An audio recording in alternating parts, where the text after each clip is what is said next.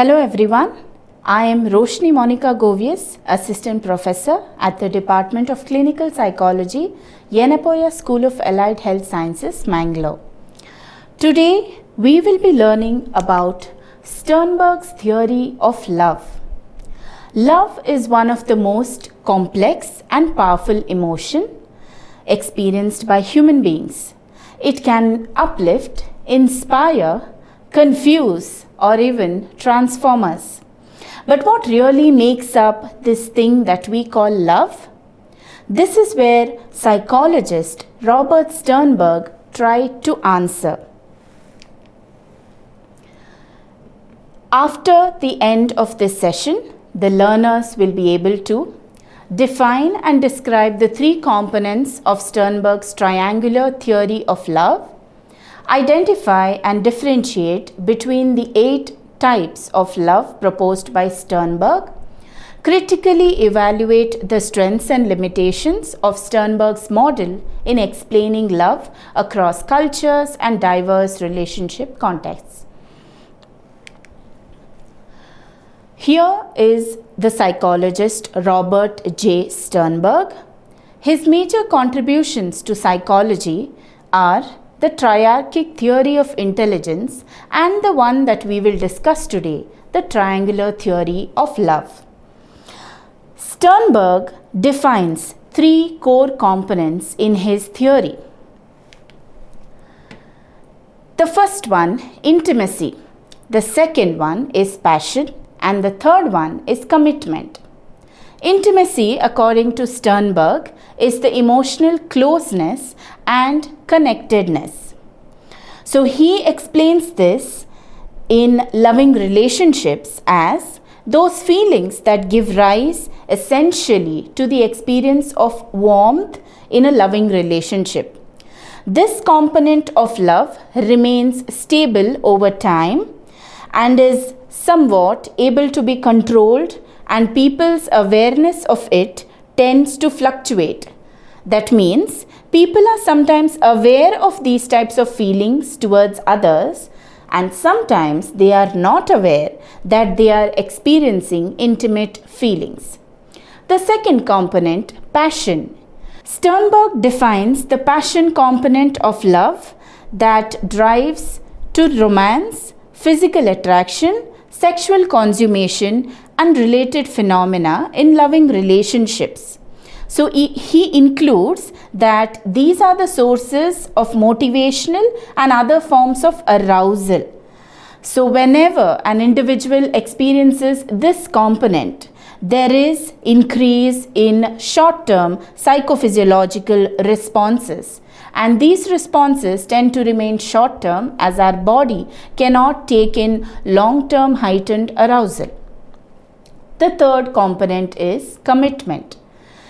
It is the decision to maintain the love in the long term. This component is valid in long-term relationships and does not have much importance in short-term relationships.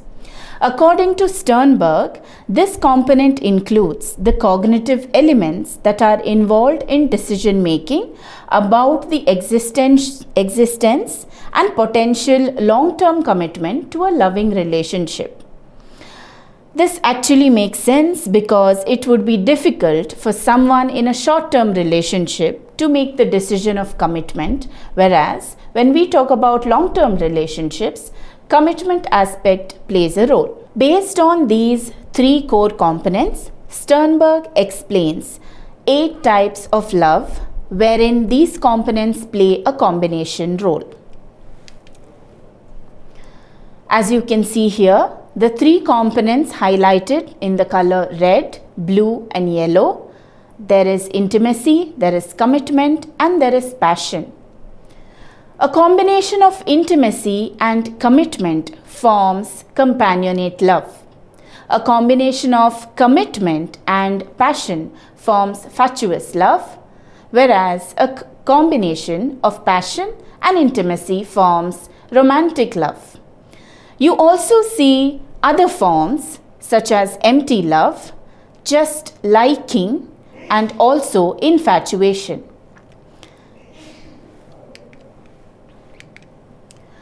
Let us explore the first one, involving only one component, that is intimacy, also known as friendship or liking.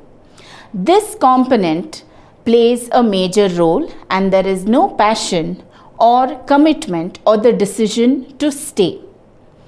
This form of love is seen in our everyday interactions, in friendships wherein the interactions are casual. The second type is companionate love, wherein Sternberg explains as a combination of commitment and intimacy. This form of love can be found in a long-term committed friendship with absence of passion. This involves large amount of intimacy and the decision, but the passion component is absent here. The next type is empty love. This is a typical example wherein there is no intimacy and the passion has died down, but there is only a decision to stay together. Sternberg says that this type of love can be found in some long-term relationships wherein the passion and emotional component has died and only commitment remains. However, Sternberg also points out an interesting fact that in some societies, this can be the nearing end or the final stage of a long-term relationships, and in some societies, like in Indian societies, this can be a first stage in the arranged marriage. The next type of love, according to Sternberg, is fatuous love, a combination of commitment and passion. Here, the component of intimacy is absent. So this can be explained with an example of a Hollywood couple, wherein a couple meets on day X, gets engaged and decides to stay together. They get attracted to each other, based on which the decision or the commitment is made. And then comes the real problem, the lacking of intimacy.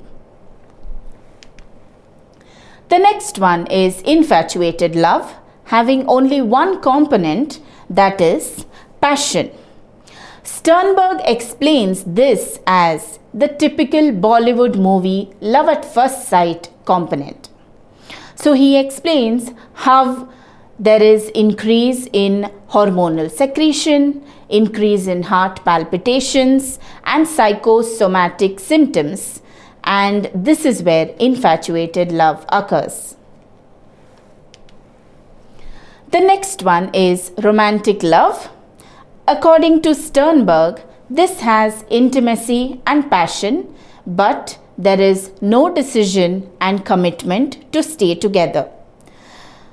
Sternberg explains that romantic love can be found towards the beginning of few long-term relationships, and once the emotional bonding and the passion has increased, the decision to stay can be made depending on the situation. The last one, or what we call the ideal one according to Sternberg, is the consummate love, including all three components, that is commitment, intimacy and passion. Sternberg explains this as the ideal form of love, and he also mentions that outside of romantic relationships, this type of love can be compared with the unconditional love between parents and children. Strengths of this theory include: Sternberg's theory provides a nuanced and multidimensional view of love. It sees the love in terms of three main components and combinations to form different types.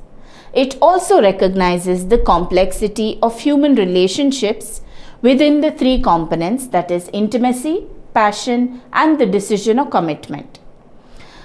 It offers a framework for analyzing and understanding different types of love.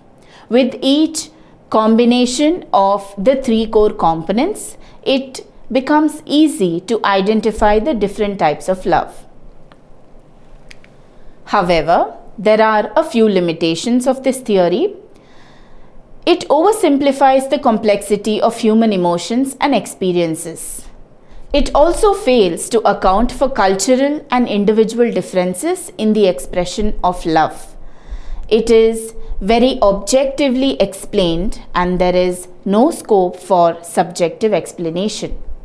It does not provide a clear predictive model of relationship outcomes. In summary, Sternberg's theory has three main components, that is intimacy, passion and commitment, and according to Sternberg, these three core components of love combine to create 8 kinds of love. Non-love, wherein there are no components present and it's just a casual everyday interaction. Liking, including only intimacy. Infatuated love, empty love, romantic love, companionate love, fatuous love, and finally the ideal one, consummate love. Here are the references. Thank you.